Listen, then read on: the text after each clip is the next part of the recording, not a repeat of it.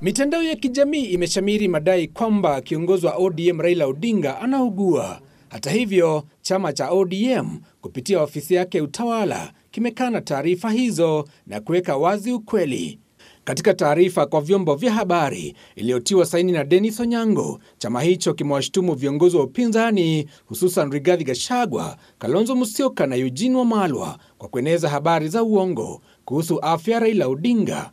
Zaidi ya hayo, ODM imewashutumu viongozi hao watatu kwa kuendesha kampeni za kumdhalilisha Raila katika azma yake ya kuwa mwenyekiti wa Muungano wa Afrika AUC.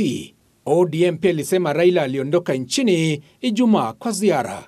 Chama hicho kimesema kwamba kama Raila angekuwa mgonjwa, kingekuwa kimetoa taarifa hadharani kama alivyofanya hapo awali, ikiwemo alipogunduliwa kuugua COVID-19 na kulazwa hospitalini mwaka 2021.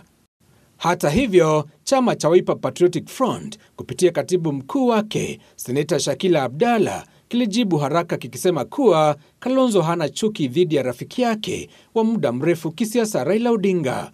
Pia walikanusha madai kwamba Kalonzo ndiye aliyesababisha Raila kushindwa katika kinyang'anyiro cha wenyekiti wa Tume ya Muungano wa Afrika AUC na kusema chama hicho hakitaruhusu Kalonzo kuhusishwa na matatizo ya kisiasa yanayokumba chama cha ODM. Giverson Maina, Darubini Wikendi.